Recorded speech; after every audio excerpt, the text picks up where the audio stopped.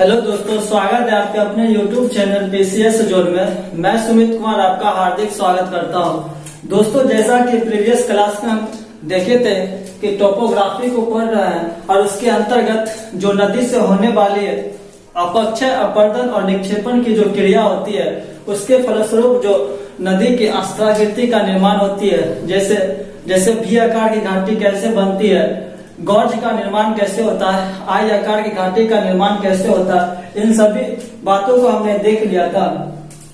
तो चलिए उसके आगे के टॉपिक को हम देखते हैं। जब नदी जो युवा अवस्था में होती है उसी दौरान क्या होता है, नदी की जो स्थलाकृति का निर्माण होता है वह जब नदी युवा अवस्था में होती है उसी के दौरान निर्माण होता है और उसी के फलस्वरूप क्या होता है, बहुत सारे स्थलाकृति का निर्माण होता है। चलिए दोस्तों, अब हम देखते हैं अगले टॉपिक पर। जब नदी जो युवा अवस्था में निकलती है पहाड़ से, जब वह युवा अवस्था में निकलती है तो जब वह मैदानी भाग में वह प्रवेश करती है, जहां पर क्या होता है, चट्टान जो होती है, जहां चट्टान मजबूत होता है उसको छोड़ देती है और जहां पर कमजोर चट्टान होते हैं उसको क्या अपर्दित कर देती है। जैसे नदी यहाँ पर ऐसे करके बह रही है, नदी जो ऐसे बह रही है, तो यहाँ पर देखा जाए, यहाँ पर क्या था, चट्टान मजबूत था जिसके कारण से उसको छोड़ दी, और यहाँ पर चट्टान जो था, चट्टान थोड़ा कमजोर था जिसके कारण से यह अपर्दित कर दी। फिर यहाँ पर मजबूत था तो इसको यहाँ पर छोड़ दी, और फिर यहाँ पर नीचे में कमजोर था तो इसको अपर्दित कर दी, जिसके फलस्वरूप ऐसी आकृति का निर्माण हो जाता है। तो इस आकृति को हम क्या कहते हैं, तो इस आकृति को हम क्षिप्रिका कहते हैं। ऐसी जो आकृति बन जाती है तो ऐसी आकृति को हम क्या कहते हैं, क्षिप्रिका या फिर इसको रैपिडो भी कहते हैं, क्षिप्रिका या रैपिडो। तो कैसा निर्माण होता है क्षिप्रिका या रैपिडो का, जब नदी पहाड़ से निकलती है तो जब वह चट्टानी भाग में प्रवेश करती है तो यहाँ पर मजबूत चट्टान था तो यहाँ पर इसको क्या छोड़ दी, और जहाँ पर कमजोर चट्टान था उसको वहां पर काट दी, तो यह क्या हुआ, गर्त हो गया। फिर क्या ऊपर उठ गई या फिर क्या नीचे गिर गए। तो इस तरह की जो आकृति बन जाती है इसको क्या बोलते हैं, क्षिप्रिका या रैपिडो कहते हैं। जब यह आकृति जो है, जब यह नदी आगे बढ़ती है और यह नदी जब क्या नीचे गिरती है, जब यह नदी नीचे गिरती है, जब वह नीचे गिरती है तो क्या था, गर्त जैसा निर्माण कर देती है, ऐसे गर्त जैसा निर्माण कर देती है। तो इस आकृति को हम क्या कहते हैं, तो यहाँ जो आकृति बनी है इस आकृति को हम क्या कहते हैं, अवनमन कुंड कहते हैं। क्या कहते हैं, अवनमन कुंड, अवनमन कुंड कहते हैं। और यहाँ से जो, यहाँ पर जो पानी गिर रही है, नदी का जो पानी यहाँ पर गिर रही है, यहाँ पर जो पानी गिर रही है इसको हम क्या कहते हैं, झरना यानी कि वाटरफॉल, जिसको क्या कहते हैं, वाटरफॉल, इसको क्या कहते हैं, झरना कहते हैं। तो यहाँ पर एक पॉइंट याद रखिएगा जहां से एग्जाम में क्वेश्चन पूछ लिए जाते हैं, क्या, तो क्षिप्रिका जो बनती है उसमें कौन सी क्रिया सम्मिलित होती है, तो क्षिप्रिका का निर्माण जो होता है, क्षिप्रिका में क्या होता है, क्षिप्रिका में क्या होता है, अपर्दन होता है। क्या होता है, अपर्दन होता है। जबकि अवनमन कुंड में देखा जाए, अवनमन कुंड का जो निर्माण होता है, अवनमन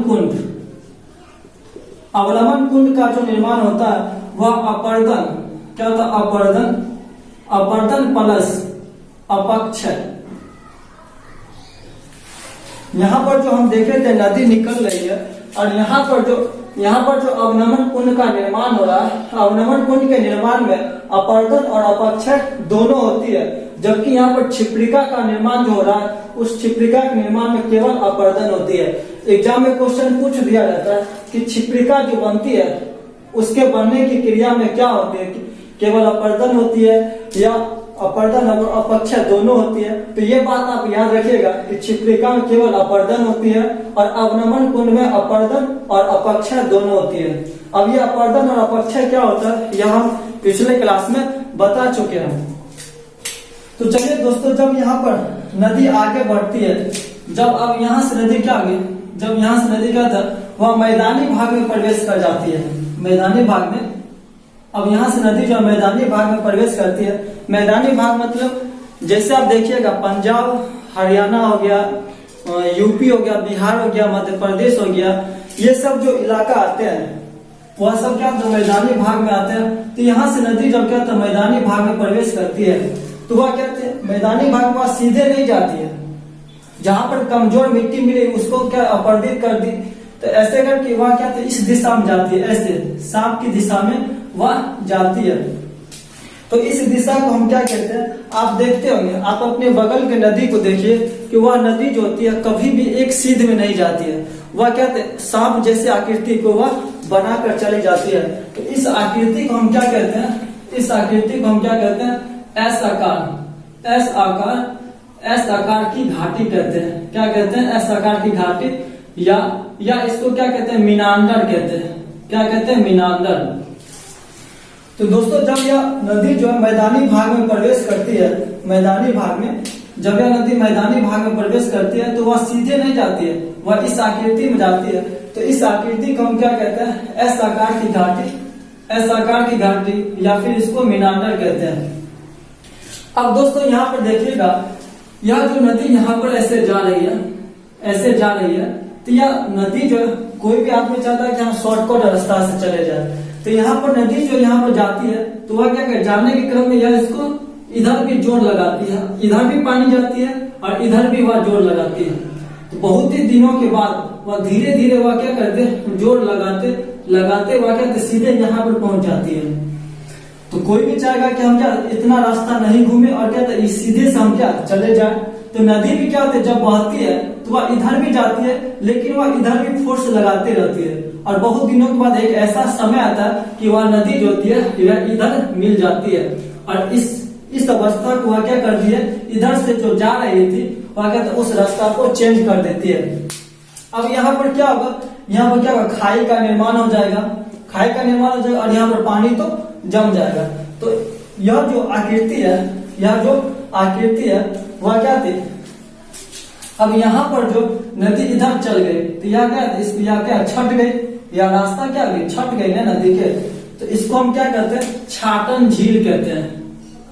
हम जानते हैं झील किसे कहते हैं, जहाँ पर क्या होता है पानी क्या होता है जम जाए उसे हम क्या कहते हैं झील कहते हैं। अब झील कई प्रकार के होते हैं, लैगून झील भी होते हैं और कुछ ऐसे झील जो होते हैं वह क्या है केवल पानी से निर्माण होते हैं, जैसे ज्वालामुखी के विस्फोट से भी क्या होता है मैदानी भाग में झील का निर्माण हो जाता है। यहाँ पर जो ये झील है इसको क्या बोलते हैं छाटन झील कहते हैं, छाटन झील कहते हैं। छाटन झील किसे क्यों कहें, क्योंकि यह नदी जो अपनी अवस्था को अपनी जो जाने की जो रास्ता थी वह इसको बदल दी, जिसके कारण से यह रास्ता भी क्या यह रास्ता छट गए, इसलिए इसको छाटन झील कहा जाता है। लेकिन यह झील जो है यह झील गाय के खुर के समान दिखती है। आप देखते होंगे गाय जब चलती है दलदली भागों से उसका जो खुर देखिएगा वह ठीक इसी आकृति के समान दिखाई पड़ती है। इस छाटन झील को हम क्या कहते हैं, इस छाटन झील को गोखुर झील भी कहते हैं। क्या कहते हैं गोखुर झील, क्या कहते हैं गोखुर झील कहते हैं। तो यहाँ पर एक क्वेश्चन पूछा जाता है, क्या क्वेश्चन पूछा जाता है एग्जाम में, तो मीनांडर के फलस्वरूप मीनांडर के फलस्वरूप जब नदी अपनी रास्ता को चेंज करती है यानी कि सीधी अवस्था में आ जाती है तो क्या कौन सी झील का निर्माण होता है या किस चीज का निर्माण होता है, तो आप याद रखिएगा गोखुर झील का निर्माण होता है। या एस आकार की घाटी या मीनांडर के फलस्वरूप क्या होता है गोखुर झील, या फिर छाटन झील आपको नहीं देगा एग्जाम में, देगा तो सिर्फ गोखुर झील देगा। तो गोखुर झील का निर्माण होता है, ये बात आप याद रखिएगा। जब यह नदी आगे चलते रहती है, जब यह नदी आगे जाती है तो वह क्या करती है अपर्दित करती जाती है, वह क्या करती है मिट्टी को अपर्दित कर रही है, मैदानी भाग से जा रही है। तो वह मिट्टी क्या करते हैं, कुछ मिट्टी को अपने धारा के अनुकूल लेते जा रही है, लेकिन कुछ मिट्टी जो होता है वह अपने तटों पर ही छोड़ देती है। कुछ मिट्टी जो होती है वह अपने तटों को ही क्या कहते हैं वह अपने तटों को ही छोड़ देती है। या इस तट को हम क्या कहते हैं प्राकृतिक तटबंध कहते हैं। क्या कहते हैं प्राकृतिक तटबंध कहते हैं, क्योंकि इस तट का निर्माण जो है नदी स्वयं की है, इसलिए इसको प्राकृतिक तटबंध कहते हैं। यहाँ पर याद रखिएगा प्राकृतिक तटबंध के निर्माण में कौन सी भूमिका निभाई जाती है, प्राकृतिक तटबंध।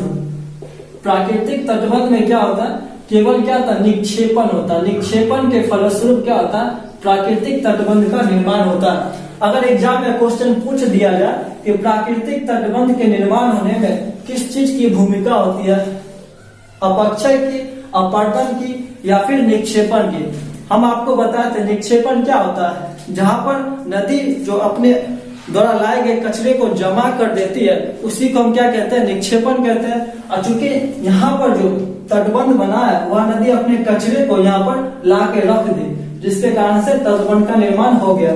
तो एग्जाम में क्वेश्चन पूछ दिया जाए कि प्राकृतिक तटबंध के निर्माण होने में किस चीज की भूमिका होती है, कि अपक्षय या अपरदन या निक्षेपण की, आंसर क्या होगा, निक्षेपण होगा। क्यों? क्योंकि नदी जो है अपने सारे कचरे को लाकर, कुछ कचरे को अपने धारा के अनुकूल ले जा रही है, लेकिन कुछ कचरे जो है वो अपने तटबंध पर क्या करती है, जमा कर देती है। तो उस तटबंध को क्या बोलते हैं, प्राकृतिक तटबंध कहते हैं। अब नदी जो है, नदी जब जा रही है मैदानी भाग से, और मैदानी भाग जब वह प्रवेश कर गए, अब क्या होता है, नदी पूरा वृद्धावस्था में चले आती है। और वृद्धावस्था में कब आती है, नदी अपने मुहाने पर आती है। जैसे आप देखिएगा जो पश्चिमी तट से नदी निकलती है, गोदावरी नदी, कृष्णा नदी, कावेरी नदी जो वह निकलती है और वह पूर्वी तट पर आके मुहाना बनाती है। और जब वह पूर्वी तट पर पहुंचती है तो उसको सारे कचरे को ढोकर ला रही बहुत दूर से वह चलते आ रही है, और सारे अपने अपरदित भाग को, जो चट्टान है, मिट्टी है, वह सारे कचरे को ला रही है। और जब तक वह तट पर पहुंचती है उसमें क्या होता है, उसकी धारा की वो जो करंट होता है उस नदी में क्या होता है, वह समाप्त हो जाती है। अब वह क्या करेगी, तो सारे कचरे को लाकर वह तट पर जमा कर देती है। जब यहाँ पर नदी जब क्या होता है, लगभग तट पर पहुंच जाती है, अपने मुहाने पर पहुंच जाती है, तो वह सारे कचरे को जमा कर देती है। वह क्या होता है, और नदी की दिशा क्या होती है, नदी की दिशा चेंज हो जाती है। नदी की जो दिशा है वह इस प्रकार बढ़ जाती है। क्यों? क्योंकि इसके बीच में वह अपने सारे कचरे को जमा कर देती है। वह अपने सारे कचरे को यहाँ पर वह जमा कर देती है। नदी जब क्या होती है, वृद्धावस्था में होती है, नदी जब वह पूर्वी तट पर पहुंचती है तो वह अपने सारे कचरे को क्या करती है, सारे कचरे को वह जमा कर देती है, सारे कचरे को वह जमा कर देती है। कहां पर जमा करती है, तो वह अपने तट पर, वह क्या होती है, जैसे पश्चिमी तट लेते हैं तो पश्चिमी तट से निकलने वाली नदी जो है वह पूर्वी तट पर क्या करती है, वह अपने सारे कचरे को जमा कर देती है। या तो लाल कलर के जो आपको दिखाई पड़ रहा है वह क्या, नदी द्वारा लाए गए जो अवशिष्ट पदार्थ है, कचरा, जिसमें क्या होता है, धूल, मिट्टी, कण, खनिज लवण इत्यादि सभी पदार्थ मौजूद होते हैं, और वह आकर पूर्वी तट पर जमा कर देती है। और नदी के पास इतनी शक्ति तब तक नहीं बच पाती है, क्योंकि अब बहुत दूर से अपरदित करते आ रही है, तो नदी के पास इतनी शक्ति नहीं रहती है कि वो अपने सारे कचरे को उस समुद्र में या किसी नदी में जाकर गिरा दे। क्योंकि पूर्वी तट पर नदी तो समुद्र में ही गिराएगी कचरा, तो इतनी शक्ति उसके पास नहीं रहती है कि वह सारे कचरे को समुद्र में गिरा दे। क्योंकि तब तक नदी जो है वह अपने वृद्धावस्था पहुंच जाती है, यहाँ पर सारे कचरे को जमा करके, जिसके कारण से नदी की जो धारा की दिशा है वह भिन्न भिन्न दिशा में क्या होती है, चेंज हो जाती है, ऐसे करके चेंज हो जाती है। तो इसको हम क्या कहते हैं, इसको सम्मिलित रूप से इसको हम क्या कहते हैं, डेल्टा कहते हैं। इसको क्या कहते हैं, डेल्टा कहते हैं। और यह नदी की जो धारा की दिशा बट गई है इसको क्या कहते हैं, वितरिका कहते हैं। क्या कहते हैं, वितरिका। क्या कहते हैं, वितरिका। इस कचरे वाले भाग को क्या बोलते हैं, डेल्टा कहते हैं। और यह नदी की धारा की जो दिशा बदल गई इसको क्या बोलते हैं, वितरिका कहते हैं। लेकिन अब यह जो डेल्टा का निर्माण हुआ है, अचानक तो ऐसा नहीं हुआ होगा कि इतना बड़ा डेल्टा का निर्माण हो गया। तो वह डेल्टा का जो निर्माण की जो प्रक्रिया वह धीरे धीरे होती है। वह क्या होती है, धीरे धीरे होती है। अगर मान ले कि यह धारा की दिशा क्या था, कुछ इस प्रकार चल गई, और यहाँ पर क्या था, पहले थोड़ा सा क्या डेल्टा का निर्माण हुआ, फिर क्या बढ़ते इतना बड़ा डेल्टा का निर्माण हो गया। यह जो डेल्टा की प्रारंभिक अवस्था है, यहाँ पर जो थोड़े कचरे को जमा कर दिया इस थोड़े जो कचरे को जमा कर दिया, इसको क्या बोलते हैं? रोधिका कहते हैं। क्या कहते हैं? रोधिका।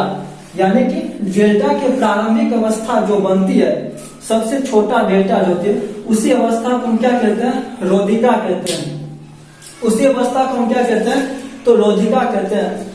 तो दोस्तों आप समझ गए होंगे नदी का उद्गम कैसे होता है और कौन कौन सी ऐसी आकृति बनती है।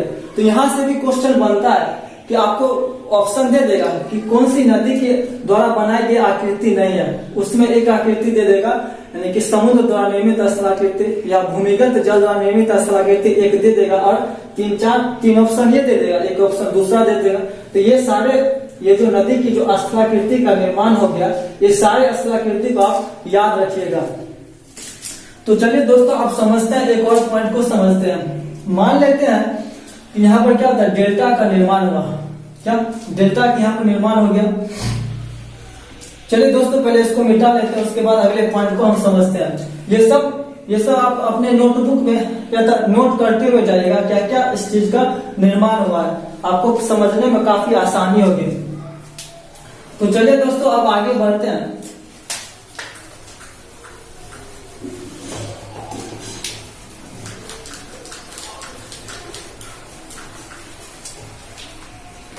तो दोस्तों हमने देखे थे कि जब नदी यहाँ पर आती है, तो वह क्या करती है? वह अपने सारे कचरे को वह मुहाने पर जमा कर देती है, और क्या करती है? वह डेल्टा का निर्माण कर देती है।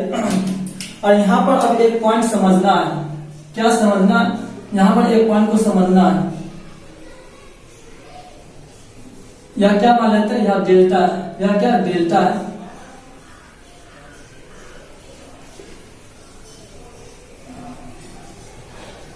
हमने इसको क्या देखा था? यहाँ पर ये क्या?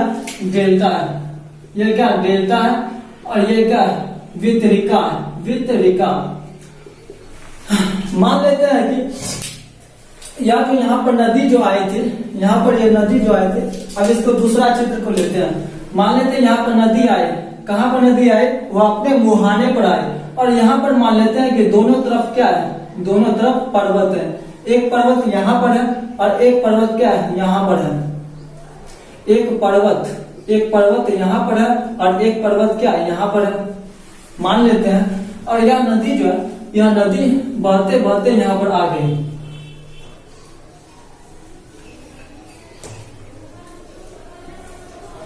नदी जब बहते बहते यहाँ पर आ गए, वह क्या करती है? जब वह मुहाने पर, ठीक मुहाने पर आई है, और मुहाने पर जो है दोनों दिशा में पर्वत है, यहाँ पर भी पर्वत है, यहाँ पर भी पर्वत है। और नदी जो है वहां से बहते हुए आई है, तो वह सारे कचरे को लेकर आई होगी। तो सारे कचरे को यहाँ पर क्या लेकर आई होगी, तो वह क्या करती है? सारे कचरे को वह क्या करती है? यहाँ पर जमा करती है। लेकिन वह क्या करती है? सारे कचरे को यहाँ पे इकट्ठा नहीं कर पाती है। क्यों? क्योंकि इसके दोनों ओर क्या है? पर्वत है। दोनों ओर पर्वत है, तो वह क्या करती है? सारे कचरे को यहाँ पर तो जमा करती है, लेकिन वह धीरे धीरे क्या करती है? वह सारे कचरे को उस समुद्र में क्या करती है? गिरा देती है। क्यों गिरा देती है? क्योंकि वह दोनों तरफ क्या है? पर्वत है। अगर यहाँ पर लाकर जमा कर देगी तो यहाँ पर क्या? नदी ब्लॉक हो जाएगा। इसलिए यहाँ पर क्या करती है? अब और नदी का एक ही ऑप्शन है, या तो वह यहाँ पर तो वह जमा करेगी नहीं, क्योंकि दोनों तरफ क्या था? पर्वत है। इसलिए क्या करती है? वह जो सारी कचरे को वह धीरे धीरे वह क्या करती है? समुद्र में गिरा देती है। अब एक और कंडीशन समझिएगा। मान लेते हैं कि यह नदी जो है, एक नदी आई और क्या एक ही तरफ क्या? पर्वत है। ऐसा भी तो हो सकता है ना, एक ही तरफ पर्वत है। यहाँ पर मान ले कि दोनों तरफ पर्वत है। नदी जो अपने मुहाने पर आई, उस मुहाने पर दोनों तरफ क्या? पर्वत है। और एक कंडीशन मान लेते हैं, नदी अपने मुहाने पर आई और एक ही तरफ पर्वत है। तो ऐसा यहाँ पर क्या घटेगा? एक ही तरफ पर्वत है, तो यहाँ पर क्या होगा कि नदी जिस तरफ पर्वत है, जिस तरफ यहाँ पर क्या? पर्वत है, और यहाँ पर क्या? पर्वत नहीं है, तो नदी की जो यहाँ पर जो अपवर्तित करते हुए जो मिट्टी वगैरह लाई है, वह क्या करेगी? इस तरफ तो पर्वत है नहीं, तो वह सारे कचरे को इधर धकेल देगी। लेकिन इस तरफ पर्वत है तो इस तरफ क्या करेगी, इस तरफ नहीं धकेलेगी और वह सारे कचरे को यहाँ पर जमा कर देगी। यहाँ पर तो जमा कर देगी, लेकिन यहाँ पर जो पर्वत है वह सारे कचरे को समुद्र में धकेल देगी। जैसे आप समझिएगा, नदी जो यहाँ पर पर्वत है तो यह सारे कचरे को यहाँ पर सारे अवसाद वगैरह को वह क्या करेगी, यहाँ पर जमा कर देगी। यहाँ पर क्या करेगी, जमा कर देगी। क्यों जमा कर देगी,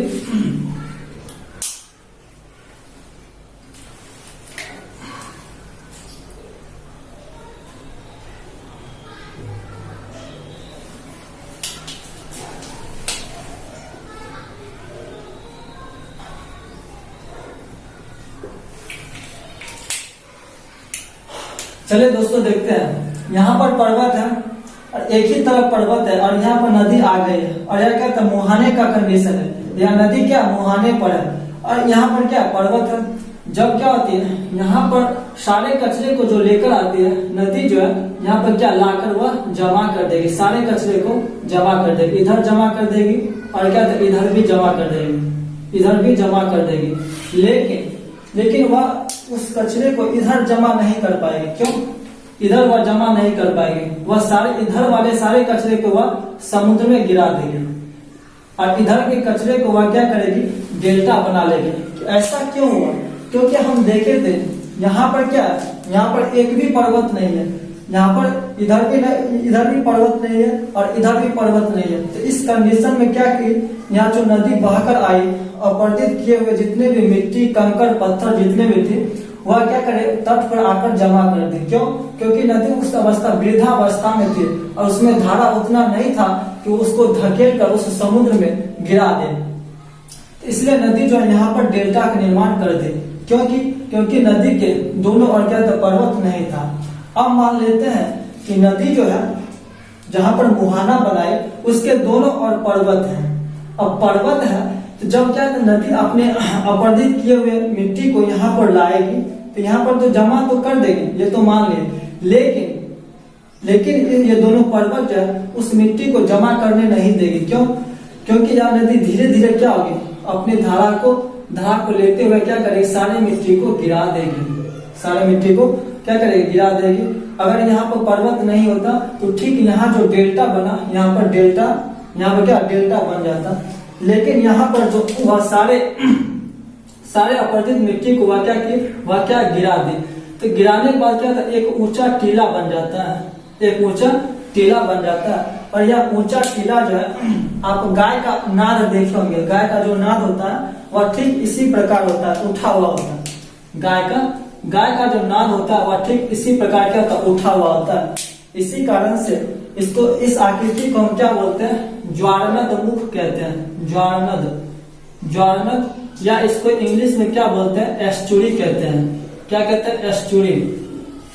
तो एस्चुरी का कब निर्माण होता है, जब नदी जो है अपरदित करते हैं मुहाने पर पहुंची और उस मुहाने के दोनों तरफ अगर पर्वत होगा तो वह मिट्टी जो है, वह नदी जो लाए गए मिट्टी को वह जमा नहीं कर पाती है, जिसके कारण से सारे वह मिट्टी को, सारे वह कचरे को वह गिरा देती है। और गिरा देने के बाद क्या होता है, एक उठी हुई आकृति बन जाती है जो गाय के नाद के समान दिखाई पड़ती है। इसलिए इसको क्या बोलते हैं, ज्वारनद कहते हैं। उसी को इंग्लिश में क्या कहते हैं, एस्चुरी कहते हैं। अब मान लेते हैं कि वह नदी जो जहां पर वह पहुंची, तट पर मुहाने पर जो पहुंची, वहां पर मान लेते हैं एक ही तरफ पर्वत है और एक तरफ क्या है, खुला हुआ है। तो नदी जो यहाँ पर जहां पर खुला हुआ भाग है वह क्या करेगी, सारे कचरे को यहाँ पर जमा कर देगी। लेकिन जहां पर पर्वत है उस सारे कचरे को धकेल कर गिरा देगी। तो यहाँ पर दो कंडीशन बनेगा, यहाँ पर जो है डेल्टा भी बनेगी, यहाँ पर क्या आगे डेल्टा, यहाँ पर क्या आगे डेल्टा बनेगी। और यहाँ पर जो नदी कचरे को धकेल के यहाँ पर गिरा दी, यहाँ पर जो गिरा दे, यहाँ पर क्या होगा, यहाँ पर एस्चुरी का निर्माण होगा। क्या एस्चुरी या इसको क्या बोलते हैं, ज्वारनद कहते हैं। एस्चुरी या इसको क्या कहते हैं, ज्वारनद। जबकि यहाँ पर क्या बना था, केवल डेल्टा बना था। यहाँ पर डेल्टा बना, केवल डेल्टा बना। यहाँ पर क्या बना, केवल एस्चुरी बना। जबकि इस कंडीशन में क्या बना, यहाँ पर डेल्टा और एस्चुरी दोनों बना। तो अब हम देखते हैं भारत की कौन सी नदी जो है, भारत की ऐसी कौन सी नदी जो है डेल्टा बनाती है, और कौन सी नदी जो है डेल्टा और एस्चुरी दोनों बनाती है, और कौन सी ऐसी नदी जो है केवल एस्चुरी का निर्माण करती है। अगर आप भारत का मैप देखेंगे, अगर आप मैप देखेंगे,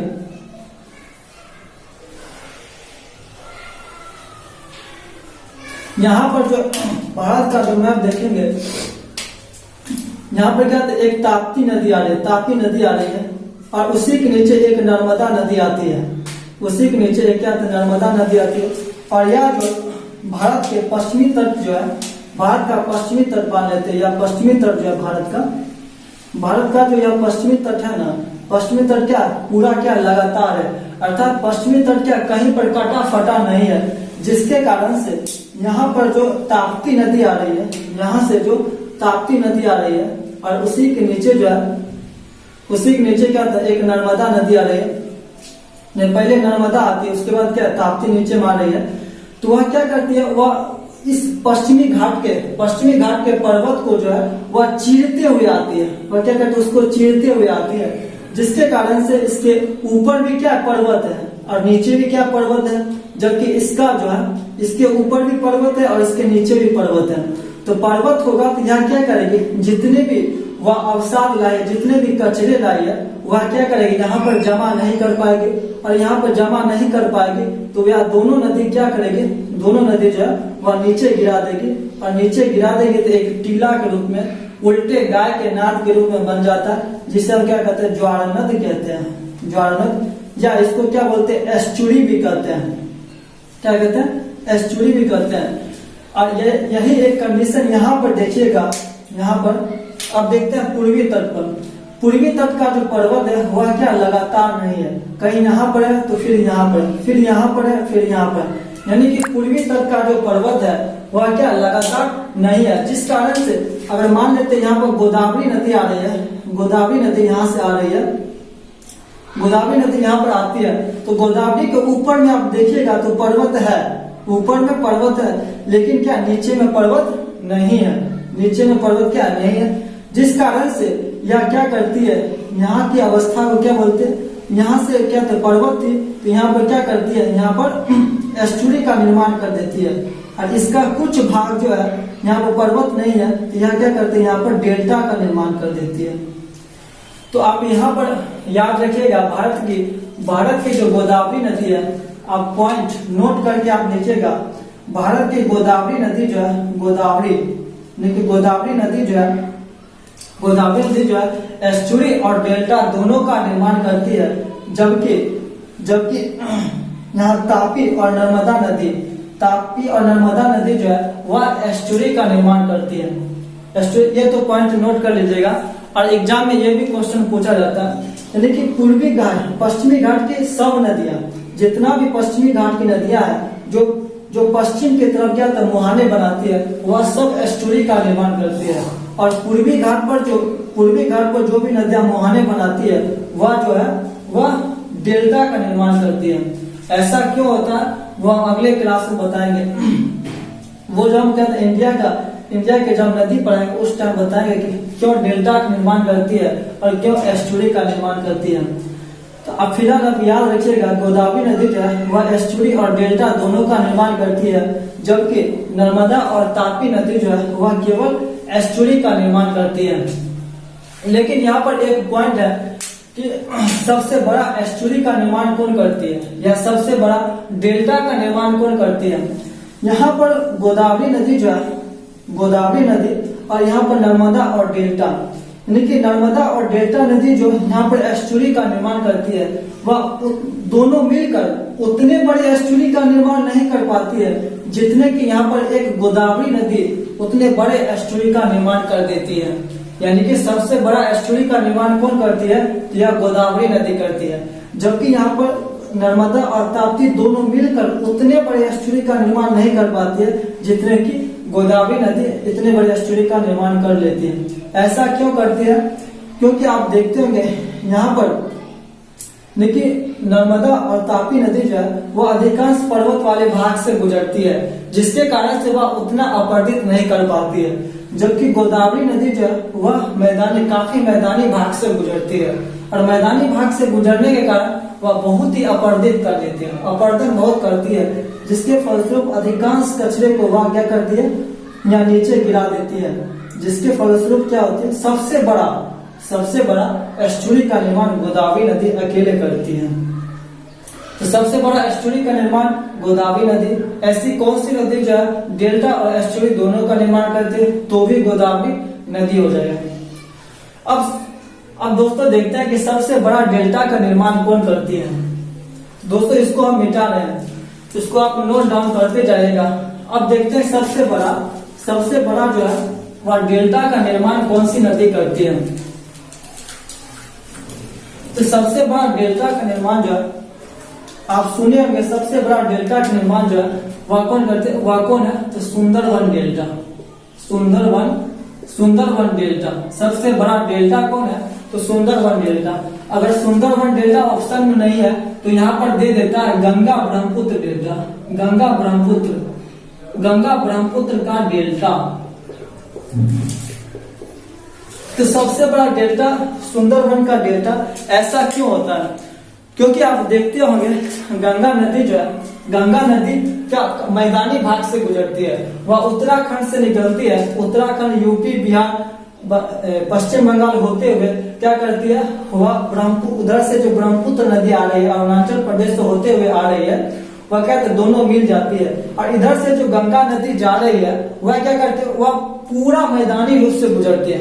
उसके रास्ते में एक भी पर्वत नहीं है, गंगा नदी के रास्ते में एक भी पर्वत नहीं है, जिस कारण से वह क्या करती है, उसका जो पूरा भाग है शुरू से अंत तक क्या होते हैं, वह मैदानी भाग से गुजरती है, जिसके कारण क्या खूब अपरदित कर देती है मिट्टी को। और सारे अपरदन वाले मिट्टी जो होती है वह सारे लाकर जमा कर देती है। कहाँ पर जहाँ गंगा और ब्रह्मपुत्र मिलती है वहां पर सारे जमा कर देती है तट पर, जिस कारण से गंगा ब्रह्मपुत्र का डेल्टा क्या होता है, सबसे बड़ा डेल्टा का निर्माण करती है, क्योंकि वह सारे मैदानी भाग से गुजरती है, जिस कारण से गंगा और ब्रह्मपुत्र का डेल्टा क्या है, बड़ा है।